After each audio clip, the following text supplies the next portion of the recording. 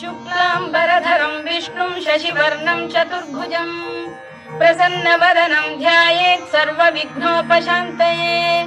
व्यासं वसिष्ठनप्तारं शक्तेः पौत्रमकल्मषम् पराशरात्मजं वन्दे शुकतातं तपोनिधिं।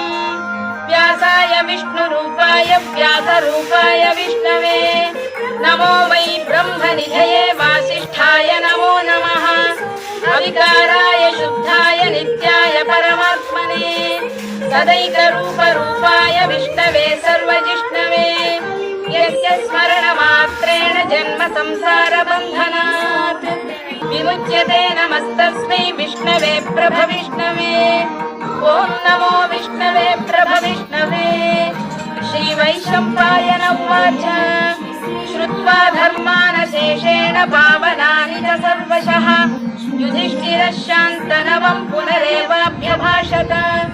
युधिष्ठिर उवाच किमेकं दैवतं लोके किं वाप्येकं परायणम् स्तुवन्तः कङ्कमर्चन्तः प्राप्नुयुर्मानवा शुभम्। को धर्मः सर्वधर्माणां भवतः परमो मतः किं जपन्मुच्यते जन्तुर्जन्म संसारबन्धनात्। श्रीभीष्म उवाच जगत्प्रभुं देवदेवमनन्तं पुरुषोत्तमं स्तुवन्नाम सहस्रेण पुरुषः सततोत्थितः तमेव चार्चयन् नित्यं भक्त्या पुरुषमव्ययम्।